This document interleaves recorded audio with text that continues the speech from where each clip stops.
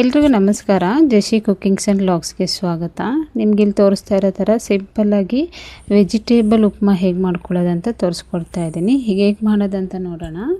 ಮೊದಲಿಗೆ ಒಂದು ಬಾಣಲಿನ ತೊಗೊಂಡು ಬಾಣಲಿ ಬಿಸಿ ಆಗಿದೆ. ಇದಕ್ಕೆ 1.5 ಕಪ್ಪಷ್ಟು ಬನ್ಸಿ ರವೆನ ಯೂಸ್ ಮಾಡ್ತಾ ಇದ್ದೀನಿ. ನೀವು ಬನ್ಸಿ ರವೆ ಬದಲಿಗೆ ಬೇರೆ ಯಾವ ರವೆ ಬೇಕಾದರೂ ನೀವು ಯೂಸ್ ಮಾಡ್ಕೋಬೋದು. ಇದು 1.5 ಕಪ್ ಬಂದುಬಿಟ್ಟು 4 ಜನ ತಿನ್ನೋಷ್ಟು ಉಪ್ಮಾ ಆಗುತ್ತೆ. ಈಗ ಇದನ್ನು ಚೆನ್ನಾಗಿ ನಾವು ಹುರ್ಕೋಬೇಕು. ಇಲ್ಲಿ ನಾನು ಯಾವುದೇ ತುಪ್ಪ ಅಥವಾ ಎಣ್ಣೆ ಬಳಸ್ತಾ ಇಲ್ಲ. ನಿಮಗೆ ಬೇಕಂದರೆ 1 ಸ್ಪೂನ್ ತುಪ್ಪ ಅಥವಾ ಎಣ್ಣೆನ ಬಳಸ್ಕೋಬೋದು. ನಾನು ಹಾಗೆಯೇ ಡ್ರೈಯಾಗಿ ಹುರ್ಕೊಳ್ತಾ ಇದ್ದೀನಿ. ಈಗ ಚೆನ್ನಾಗಿ ಹುರ್ಕೊಂಡಿದ್ದೀವಲ್ಲ, ಇದೊಂದು ಪ್ಲೇಟಿಗೆ ಹಾಕ್ಕೊಂಡು ಅದೇ ಬಾಣಲಿಲಿ ನಾನು ಒಗ್ಗರಣೆ ಕೊಡ್ತಾಯಿದ್ದೀನಿ. ಒಗ್ಗರಣೆಗೆ ನಾನು 4 ಸ್ಪೂನಷ್ಟು ತುಪ್ಪನ ಬಳಸ್ತಾ ಇದ್ದೀನಿ. ತುಪ್ಪ ಬೇಡ ಅಂದರೆ ನೀವು ಎಣ್ಣೆ ಬೇಕಾದರೂ ಬಳಸ್ಕೋಬೋದು.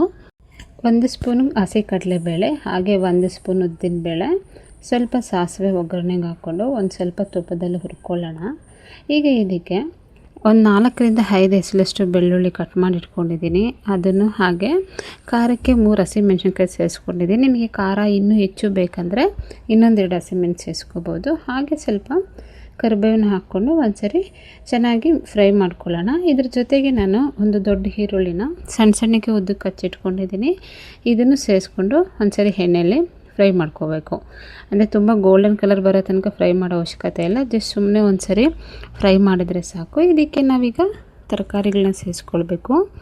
ನಾನಿಲ್ಲಿ 1 ಹಿಡಿಯಷ್ಟು ಹಸಿ ಬಟಾಣಿನ ಸೇರಿಸ್ಕೊಂಡಿದ್ದೀನಿ, 1 ಕ್ಯಾಪ್ಸಿಕಮ್ಮು, 1 ಕ್ಯಾರೆಟು, 1 ಆಲೂಗಡ್ಡೆ, ಇಷ್ಟನ್ನು ಸೇರಿಸ್ಕೊಂಡು ಒಂದು ಚೆನ್ನಾಗಿ ಮಿಕ್ಸ್ ಮಾಡ್ಕೊಳ್ತಾ ಇದ್ದೀನಿ. ನಿಮ್ಮ ಹತ್ರ ಈ ಥರ ತರಕಾರಿ ಇಲ್ಲಾಂದರೆ ಬೇರೆ ತರಕಾರಿ ಇದ್ರೂ ಸಹ ಮಾಡ್ಕೋಬೋದು. ಈಗ ರುಚಿಗೆ 1 ಸ್ಪೂನಷ್ಟು ಉಪ್ಪನ್ನು ಹಾಕ್ಕೊಂಡು ಚೆನ್ನಾಗಿ ಈ ತರಕಾರಿನ ಒಂದ್ಸರಿ ಮಿಕ್ಸ್ ಮಾಡ್ಕೋಬೇಕು. ನಾವು ಈ ಉಪ್ಪಿಟ್ಟು ಮಾಡೋವಾಗ ಮೀಡಿಯಮ್ ಫ್ಲೇಮಲ್ಲಿ ಇಟ್ಕೊಂಡೇ ಮಾಡ್ಕೋಬೇಕು. ಹಾಗೆ 1 ಟೊಮೊಟೊ ಅಂದರೆ 1 ಹುಳಿ ಟೊಮೊಟೊನ ಸಣ್ಣಕ್ಕೆ ಹಚ್ಚಿಟ್ಕೊಂಡಿದ್ದೀನಿ, ಅದನ್ನು ಹಾಕ್ಕೊಳ್ತಾ ಇದ್ದೀನಿ. ನಿಮ್ಮ ಹತ್ರ ಹುಳಿ ಟೊಮೊಟೊ ಇಲ್ಲ ಅಂದರೆ ಸಿಹಿ ಟೊಮೊಟೊನ 2 ಯೂಸ್ ಮಾಡ್ಕೋಬೋದು.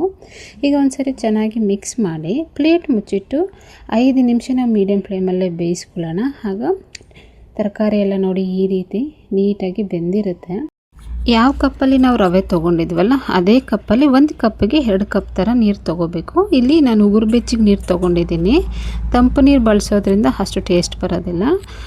ಈಗ ಟೋಟಲಾಗಿ 3 ಕಪ್ಪಷ್ಟು ನೀರು ತೊಗೊಂಡಿದ್ದೀನಿ. ಈಗ ನೀರು ಹಾಕ್ಕೊಂಡ್ಮೇಲೆ ಒಂದ್ಸರಿ ಮಿಕ್ಸ್ ಮಾಡಿ ಈಗ ಈ ಥರ ಒಂದು ಕುದಿ ಬಂದಮೇಲೆ ನಾವು ಆಲ್ರೆಡಿ ಹುರಿದಿಟ್ಕೊಂಡಿರೋಂಥ ರವೆನ ಸ್ವಲ್ಪ ಸ್ವಲ್ಪ ಸೇರಿಸ್ಕೊಂಡು ಚೆನ್ನಾಗಿ ಮಿಕ್ಸ್ ಮಾಡ್ಕೋಬೇಕು. ಒಂದೇ ಸರಿ ಹಾಕ್ಕೊಳ್ಳೋದ್ರಿಂದ ಗಂಟು ಕಟ್ಟಿಬಿಡುತ್ತೆ, ಉಪ್ಪಿಟ್ಟು ಚೆನ್ನಾಗಿ ಬರೋದಿಲ್ಲ. ಈ ರೀತಿ ಮೀಡಿಯಮ್ ಫ್ಲೇಮಲ್ಲಿ ಇಟ್ಕೊಂಡೇ ಮಾಡಿಕೊಂಡ್ರೆ ಒಂದ್ಸರಿ ನೀಟಾಗಿ ಎಲ್ಲನೂ ಒಂದ್ಸರಿ ಮಿಕ್ಸ್ ಮಾಡ್ಕೊಳ್ಳೋಣ. ಇಲ್ಲಿ ನಾವು ಉಪ್ಪು ಅಥವಾ ಖಾರ ಸಾಕಾಗಿಲ್ಲ ಅಂದರೆ ಟೇಸ್ಟ್ ನೋಡಿಕೊಂಡು ಉಪ್ಪನ್ನು ಸೇರಿಸ್ಕೋಬೋದು. ಹಾಗೆ ಈಗ ಇದನ್ನು ಒಂದ್ಸರಿ ಪ್ಲೇಟ್ ಮುಚ್ಚಿಟ್ಕೊಂಡು 1 ನಿಮಿಷ ಮೀಡಿಯಮ್ ಫ್ಲೇಮಲ್ಲಿ ಬೇಯಿಸ್ಕೊಳ್ತಾ ಇದ್ದೀನಿ. ಈಗ 1 ನಿಮಿಷ ಆದಮೇಲೆ ನಾವು ಒಂದ್ಸರಿ ಓಪನ್ ಮಾಡಿ ನೋಡಿದಾಗ ಅರ್ಧ ಭಾಗದಷ್ಟು ರವೆ ಮತ್ತು ತರಕಾರಿ ಎಲ್ಲ ಬೆಂದಿರುತ್ತೆ. ಈಗ ಒಂದ್ಸರಿ ಚೆನ್ನಾಗಿ ಮಿಕ್ಸ್ ಕೊಡೋಣ. ಈಗ ಇಲ್ಲಿ ನಿಮಗೆ ಇನ್ನು ಸ್ವಲ್ಪ ತೆಳುವಾಗಬೇಕಂದ್ರೆ ಸ್ವಲ್ಪ ನೀರನ್ನು ಸೇರಿಸ್ಕೋಬೋದು. ಈಗ ಮತ್ತೆ ಪ್ಲೇಟ್ ಮುಚ್ಚಿಟ್ಟು ಅದೇ ಮೀಡಿಯಮ್ ಫ್ಲೇಮಲ್ಲಿ ನಾವು ಇನ್ನೊಂದು ನಿಮಿಷ ಬೇಯಿಸ್ಕೊಂಡ್ರೆ ತುಂಬ ಚೆನ್ನಾಗಿ ರೆಡಿಯಾಗಿರುತ್ತೆ ಉಪ್ಪಿಟ್ಟು. ಇದರ ಮೇಲೆ ನಾವು ಒಂದು ಸ್ವಲ್ಪ ಹಸಿ ಕೊತ್ತಂಬರಿ ಸೊಪ್ಪನ್ನ ಸೇರಿಸ್ಕೊಂಡು ಒಂದು ಪ್ಲೇಟಿಗೆ ಸರ್ವ್ ಮಾಡ್ಕೋಬೋದು. ಇದನ್ನು ನೀವು ಬಾಳೆಹಣ್ಣು ಜೊತೆ ಅಥವಾ ಮೊಸರು ಜೊತೆ ತಿಂದರೆ ತುಂಬ ಟೇಸ್ಟಾಗಿರುತ್ತೆ.